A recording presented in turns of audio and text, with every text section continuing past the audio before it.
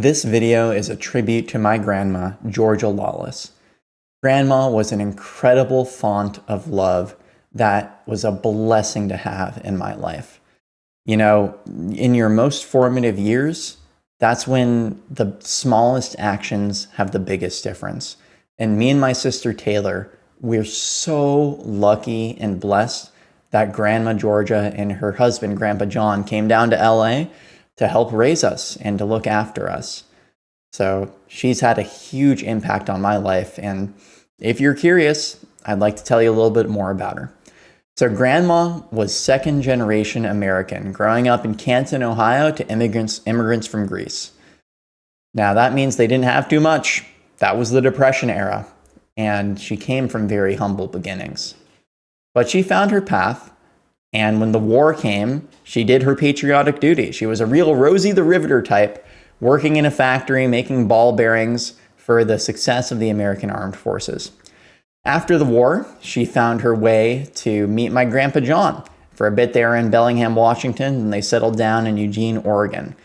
And when I say that Grandma was a power mom, this is no, stretch of the word. This is earned, because she raised three sharp, incredible kids who all were first-generation Stanford students. That's pretty sick. So Grandma was a blessing in their lives as she was to mine. And I'd like to tell you a little bit more about some of my stories I particularly have with her. I remember growing up, when you're a kid, you kind of just do things. There's no rhyme or reason. You're very creative. You're all over the place. There's no intentionality behind some actions. So for a day, I thought it'd be funny to call my Grandma Georgia the sweetest, dearest, kindest woman in the world, evil grandma. And, I think I did it for a day or two. And eventually she took me aside and said, "Jackson, why do you think I'm evil?" And that sincerity and that pureness of heart and, the way she was just so concerned, it just speaks volumes about how much she cared about me and her grandchildren and her family, because I did not think she was evil. I was just a 5-year-old. And it hit me in that moment that, oh, wow, this is someone who genuinely cares and loves for me. And that's such an incredible feeling, and you really need to cherish it. Another memory. Later in life, during my final year of college, the summer between my undergraduate program and my master's program, I took a trip to Eugene, Oregon to visit Grandma and Grandpa. And they were well into their 90s at this point. So you don't expect them to be all over the place and bustling. But to my surprise, the grandma had the fridge fully stocked, still going to Market of Choice in Eugene to pick up goodies.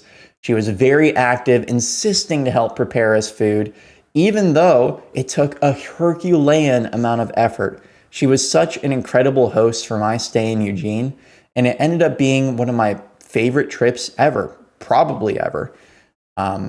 Because it just, seeing how they lived, surrounded with pictures of family, seeing how much care and how she was still trying to go the extra mile, even though it would be so much easy for me to do things, she insisted to take all manners of housekeeping and being housewarming and just being good for her guest into her hands, especially because it was for her grandson. So I love you, Grandma. I miss you. And I just want to take a step back, because on this Thanksgiving Day and on every day, I know a lot of my content is very sort of inward focused about, being better, reaching the next level, or fitness or self-improvement. But none of that really matters without the relationships and the people in your life, because that's what creates meaning, and it's what creates value. The community we build, the memories we build, the spirituality, and fundamentally family.